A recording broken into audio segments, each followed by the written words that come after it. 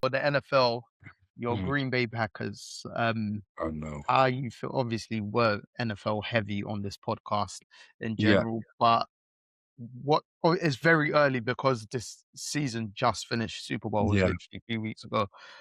But what is your optimism for the Green Bay Packers going into the 2026 year?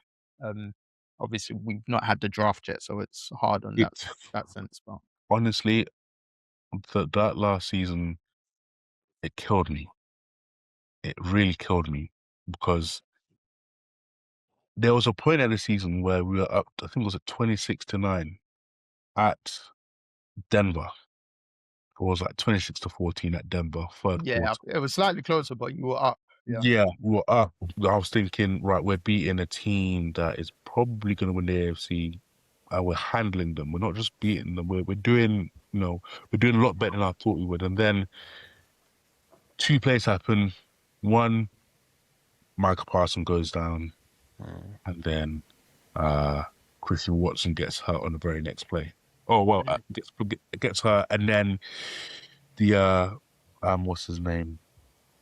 The corner for Denver intercepts it. I forgot his name. That's Satan?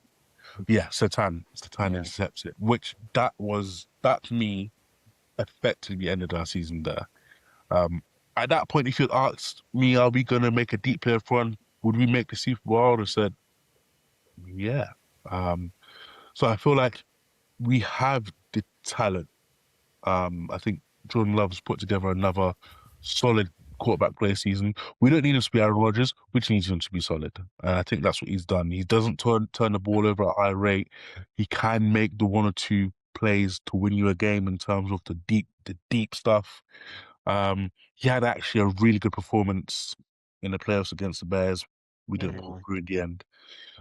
So there's a lot to be optimistic about, but it's the same old story.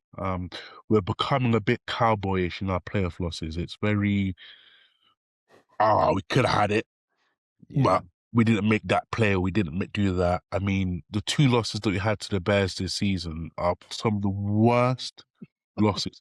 And I'm talking about so bad so that like we've outdone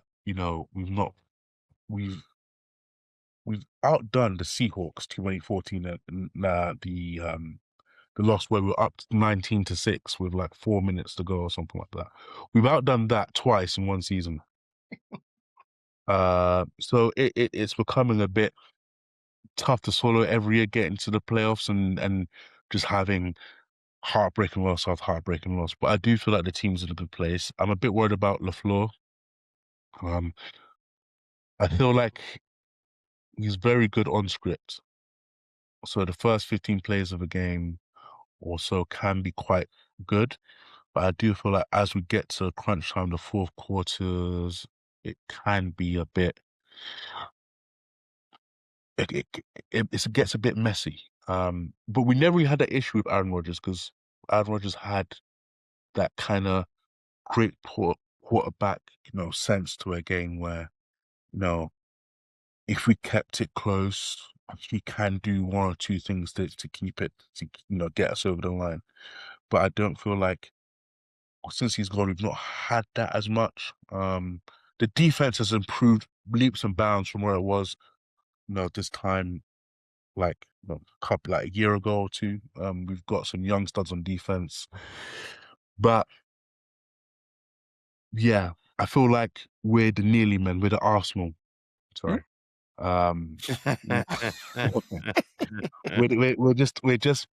We just get beat. Somehow, some way, we find a way to lose a game, and that's what we do. To be fair, in terms of this season, the injury bug actually affected you lot because I mean, is it Tucker Kraft? He was the best. Kraft he was the best tight end in football at that particular or the season he was having. Michael Parsons, one of the best defenders in football, and he basically changed your front line because the other front line, the D line, were just eating. Yeah, I mean, we missed Watson. I've got his name. The interior defensive lineman went down as well. Who was making the case to be the second best defensive player on the team. I forgot his name now. There's so many guys on the like on the NFL team. 53 men. I never remember all of them. But I know. I think yeah, I know who you're talking about because his name flashed a lot because yeah, of Michael Parsons. exactly. He'd get a lot. He'd get enough Yeah, sacks. you eat, you Yeah, eat, you eat when he's on the pitch. So yeah, I feel like we are in our Super Bowl window. This is the time. If we're gonna put a run together, it has to be within the next 2 to 3 years. Because again, you know how in the NFL works. We've been the youngest team, the youngest squad in the league the for a last few long years time, you guys have. but we've not we've not got there yet. Now the team's still young, so next year, another year of development, we might be there, but it feels like we're not there yet. I mean, your division's quite hard as well. Well, Yeah. it seems to maintain its level of hardness or Yeah. just gets harder. Yeah, but it's not being the Lions did take a big step back, but they're still, with that coach over there, who I actually think really highly of. I do think he can be a bit corny, he can go for it too much on fourth down, but I do feel like they've got a real squad over there. Again, injuries have hurt them too. And Minnesota have just been generally just coached well for quite a while now. And the Bears, again, talking about making improvement, talking about, going from near enough, no, from nowhere to not being too far away from being in the championship game. Yeah, I feel like we are in a division which makes it very, very difficult to make the playoffs every year. So yeah, it's a tough division, and I feel like the NFC, and I don't know how you guys see it. I've always felt like the AFC, since obviously the Mahomes coming in, it's been more of a quarterback's side of the draw. It's definitely quarterback driven. You've got your Josh Allens, you've got your Burrows, you've got your Mahomes, your Lamars, but I feel like, and maybe the Super Bowl was a good example of that. NFC has probably the more rounded teams in terms of, if I think of the Eagles, again, for me, the Eagles are probably still the most talented team in football. In terms of just going man to man, the Lions were in that conversation for quite a while. The Rams, there's just a lot of well-rounded teams in the NFC, which means that it makes the playoff so difficult to navigate for us. But yeah, I do feel like we're in that bubble of the teams that I just mentioned. Just whether we can mount a challenge next season. Feels so long away, doesn't it? Though it feels so long away. It does. It really does. It's funny you said that though, because we said the same thing all season. We said the NFC was the teams. It was all about the teams, whereas the AFC has been a quarterback driven conference for however long. And we felt that as you said, we felt like watching the Super Bowl, we're like, this is why sometimes you need a super duper elite quarterback to go up against this sort of well-rounded team if you really want a game. Because when you have a Drake May, a second-year quarterback who was playing like MVP this year, but doesn't have the, let's say, experience and is going with a whole new team and a whole new skill set there, it doesn't match up well. Whereas if you had a Mahomes, a Josh Allen, maybe a Burrow in that game specifically. Hey, just say Mahomes or Burrow. That Allen guy hasn't made a Super Bowl. Okay. Slow down, buddy. Slow down. If you had a Mahomes, a Burrow in that game specifically, you'd see the difference, because you saw the difference that Matt Stafford made against the Seahawks, having the elite quarterback against them. We knew the Super Bowl was the NFC Championship game. Yeah. Whoever was making it from that game was winning the Super Bowl. So that's how we felt. And I understand your point on the Eagles. There's just so much dysfunction going on. Obviously, AJ. Nick Sirianni is just, he's lost your dressing room, basically. But he's still going to be the head coach. So it's going to be a case of just players having to move. Well, they've had this pattern of having one good year, one not so good year, one good one. So I don't know. I again, Jalen Hurts has a lot of detractors. I'm not one of them personally. I feel like he knows his limitations and plays to his strengths. But yeah, I feel like the NFC next year is just going to be another bloodbath. So I don't see. Obviously, you're going to have some changes in terms of who actually comes out of the NFC, and who makes playoffs. But out of that kind of 6, 7 teams. It's just, yeah, it's tough. It's like becoming the West of the NBA. What it used to. It's just, yeah, the West playoffs just seem again. So the AFC has still got the quarterbacks, but as you can kind of see, they're kind of limited in terms of can only do so much. Yeah. Again, you see with Allen again, another really, really tough. This guy's just rage baiting. Really, really tough losses. No, but like this, not to make it a Josh Allen conversation, it was his best opportunity with It is. It has been. your Yeah, it was. superstar quarterback not in the picture. And do you know what? That's why I slightly wanted the Bills. I don't like the Bills, but I slightly wanted them in the Super Bowl because, like Jacob said, against the NFC, it's shown since Mahomes has come into the league, it has to be a superstar quarterback that faces the NFC teams because the teams are just more well-rounded. I mean, Mahomes won 2 Super Bowls against Niner. Like the Niners, in my opinion, especially that kind of early 2000s, 2020s, were probably like in terms of a team, the most talented roster. Best team. If you go that offensive line, offense, defense, it was crazy. What team was this? Sorry, the Niners. The Niners. It does take again. It's very similar. If you go back this Super Bowl, if you actually go back 12 years to 2014, Brady versus the Legion of Boom, it's the exact same. You need to have a quarterback that will find a way. Brady was down 10 in that Super Bowl. The fourth quarter, he threw for nearly more than 250 yards in the quarter. That's what you would need. And no offense, Drake May, he might get there in the future, but it will take a Mahomes. I'm gonna say Allen because I personally think Allen is, in terms of potential, in terms of makeup, he is a preeminent quarterback for sure. It'll take a Burrow type kind of performance to win that Super Bowl, and that's what the Patriots were missing. But yeah, the NFC is going to be a bloodbath again. I agree.